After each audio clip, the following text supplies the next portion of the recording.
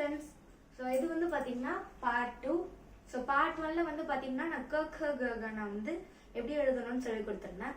So இப்போ நம்ம வந்து சர்ச்சர்ஜர்ஜ்னா எப்படி கத்துக்கலாம் வாங்க. சோ நான் போன வீடியோல அது சொல்லிருந்தேன். சோ இப்போ pronunciation பார்க்கலாம். இது வந்து பாத்தீங்கன்னா ச ச ஜ ச ந. ஓகேவா ஃப்ரெண்ட்ஸ்? ஸோ இப்போ இதெல்லாம் வந்து எழுத கற்றுக்கலாம் வாங்க. ஸோ ஃபர்ஸ்ட் ச சக்கு வந்து பார்த்தீங்கன்னு வச்சுக்கோங்களேன், இங்கே பாருங்க கைஸ், ஒரு லைன். ஓகேவா, லைன் போட்டுடலாம்.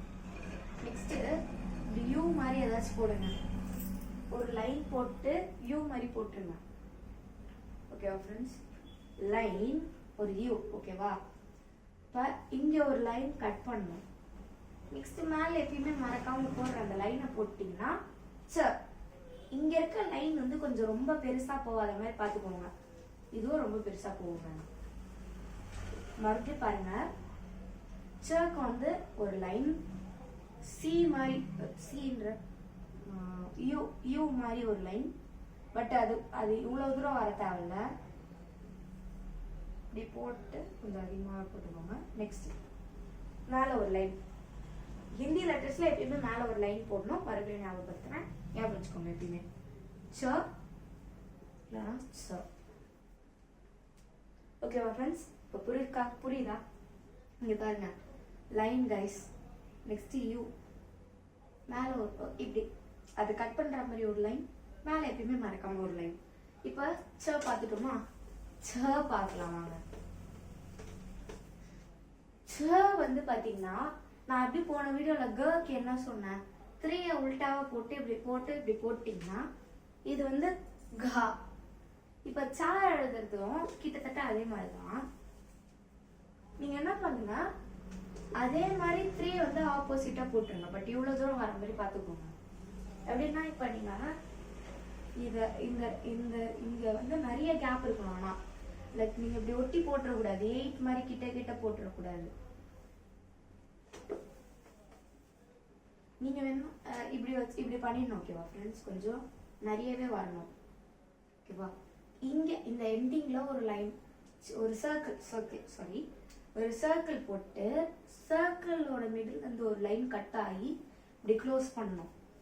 சர்க்கிள் நடுவுல லைன் கட் பண்ணணும். இதுதான் சா. மறுபடியும் சொல்றேன் கேளுங்க. 3யோட ஆப்போசிட். பட் இந்த லைன் இங்க இந்த மிடில் வரைக்கும் வரணும். நெக்ஸ்ட் இங்க ஒரு சர்க்கிள், அடுத்து இப்படி ஒரு லைன் போட்டு இப்படி க்ளோஸ் பண்ணிட்டீங்கன்னா இதுதான் ச.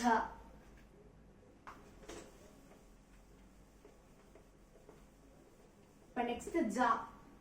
ஜா வந்து கிட்டத்தட்ட ஈஸி தான்.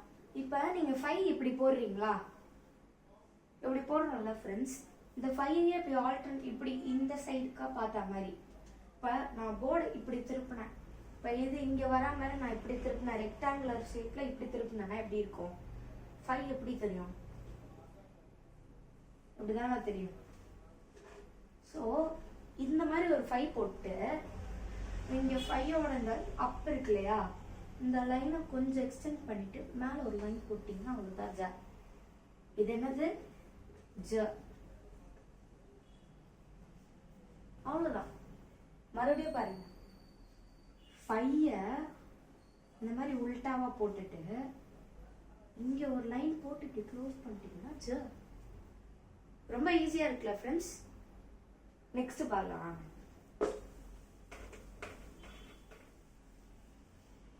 இப்ப நான் எப்படி சொன்னேன், இப்ப நான் ஈய வச்சு உங்களுக்கு ஏற்கனவே ஒரு லெட்டர் சொல்லி கொடுத்துருக்கேன். எப்படி ஈ ஸ்டைலிஷா வருது.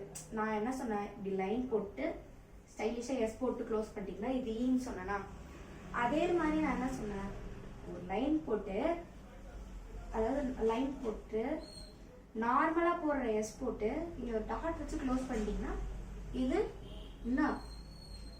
ஸோ இப்போ இதே ஆர்டர்ல லைன் போட்டு எஸ் ஸ்டைலிஷா போட்டு இந்த எஸ்ஸோட இந்த மிடில் ஒரு லைன் போட்டு க்ளோஸ் பண்ணிட்டீங்கன்னா இதுதான் ஜா. ஸோ இப்போ பாருங்க, 3 லெட்டர்ஸ் பட் நான் சொல்லி கொடுத்தது சேம் ஃபார்மேட். மூணுத்துக்கும் உங்களுக்கு கன்ஃபியூஷன் வரக்கூடாது. ஓகேவா ஃப்ரெண்ட்ஸ்? எப்படின்னா இப்போ கா சொன்னா அதே ஃபார்மேட்ல இப்போ நான் ச சொன்னா இப்போ இந்த ரெண்டுத்துக்கும் நடுவில் உங்களுக்கு எழுதும் போது கன்ஃபியூஷன் வரக்கூடாது. அதே மாதிரி இந்த மூணுத்துக்கும் நடுவில் கன்ஃபியூஷன் வரக்கூடாது. ஓகேவா ஃப்ரெண்ட்ஸ்? இப்போ மறுபடியும் ஜா சொல்றேன் பாருங்க. லைன் ஓகேவா? ஈக்கு போடுற மாதிரியே ஸ்டைலிஷா எஸ், நடுவில் எஸ்ஸோட அந்த லாஸ்ட் கர்வ்ல ஒரு லைன், நெக்ஸ்ட் அதை க்ளோஸ் பண்ற ஒரு லைன், மேலே மறக்காம ஒரு லைன் போடுற அந்த லைனை போட்டிங்கன்னா அவ்வளோதான் ஃப்ரெண்ட்ஸ் ஜா. இந்த ஆர்டர் உங்களுக்கு கிட்டத்தட்ட மற்ற லெட்டர்ஸ் மாதிரியே ஈஸியாக தான் இருக்கும். Next letter. நெக்ஸ்ட் வந்து நான் ஃப்ரெண்ட்ஸ். இது என்னன்னா நீங்க சி இப்படி போடுறீங்கல்ல, இந்த சியவே உல்டாவா போட்டா இப்படி வருமா? இப்படி தானே ஃப்ரெண்ட்ஸ் இருக்கும். ஸோ உல்டா சி, சியோட மிடில் இருந்து ஒரு லைன் கட் பண்ணி அங்கிருந்து ஒரு லைன் கட் பண்ணிட்டு க்ளோஸ் பண்ணிட்டீங்கன்னா அவ்வளோதான். ஈஸியா இருக்கா? சியை உல்டாவா போடணும், நடுவில் ஒரு லைன் கட் பண்ணணும், மேலேருந்து கீழே ஒரு லைன், மறக்காம மேலே ஒரு லைன் போட்டா இன்னும். ஓகேவா ஃப்ரெண்ட்ஸ்? இப்போ இந்த ஆர்டர் மொத்தமாக மறுபடியும் நான் எழுதி காட்டுறேன் பாருங்க. சக்கு வந்து லைன் யூ, யூவை கட் பண்ற மாதிரி ஒரு லைன், மேலே ஒரு லைன் போட்டா இது ச. சக்கு 3ஐயே உல்டாவா போட்டு அதுல இந்த கர்வ் வரைக்கும் இன்னைக்கு ஒரு லைனை இழுத்துட்டு வந்து அங்க ஒரு சர்க்கிளை போட்டு நடுவுல ஒரு லைன் கட் பண்ணி மேல எப்பயுமே மறக்காம போடுற அந்த லைனை போட்டு முடிச்சா இதுதான் ஜா. நெக்ஸ்ட் ஜாக்கு இப்படி போடுற ஃபைய இப்படி போட்டு ஒரு லைனை போட்டு மறக்காம போட வேண்டிய லைனை போட்டீங்கன்னா ஜா. நெக்ஸ்ட் ஜாக்கு வந்து பாத்தீங்கன்னா ஈய போடுற மாதிரியே ஒரு லைன் போட்டு ஸ்டைலிஷா ஒரு எஸ்ஸையும் போட்டு எஸ்ஸுக்கு நடுவுல லைனை கட் பண்ணி மேல இருந்து கீழே ஒரு லைன் போட்டு மறக்காம போட வேண்டிய அந்த லைனையும் போட்டு முடிச்சீங்கன்னா அவ்வளவுதான் ஃப்ரெண்ட்ஸ், உங்களுக்கு ஜா கிடைச்சிச்சு. நெக்ஸ்ட் பார்க்க போறது நான் என்ன பண்ணணும்? சிய உல்டாவா போடணும்.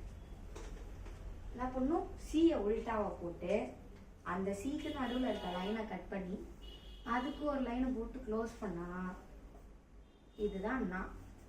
ஓகேவா ஃப்ரெண்ட்ஸ்?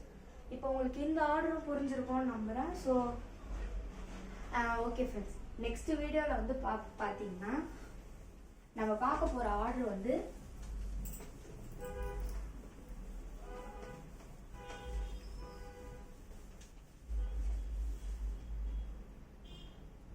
நெக்ஸ்ட் வீடியோவில் பார்க்க போகிற ஆர்டர் வந்து ட ட ட ட ந. இந்த ஆர்டர் தான் நம்ம நெக்ஸ்ட் வீடியோவில் பார்க்க போகிறோம். ஸோ இதே மாதிரி உங்களுக்கு நிறைய வீடியோஸ் வரணும்னா மறக்காம நிறைஞ்ச டைம்ஸ் சப்ஸ்கிரைப் பண்ணிடுங்க. அண்ட் அந்த ஆல்ன்ற பட்டனை எப்பயுமே மறக்காம கிளிக் பண்ணிடுங்க. நெக்ஸ்ட் இந்த மாதிரி வீடியோஸ் எல்லாம் ஷேர் பண்ணிடுங்க. நிறைய பேர் உங்கள் ஃப்ரெண்ட்ஸுக்கெல்லாம் ஷேர் பண்ணுங்க. ஸோ நெக்ஸ்ட் இந்த வீடியோவை உங்களுக்கு பிடிச்சிருந்தா லைக் பண்ணிடுங்க. ஓகே ஃப்ரெண்ட்ஸ், பாய்.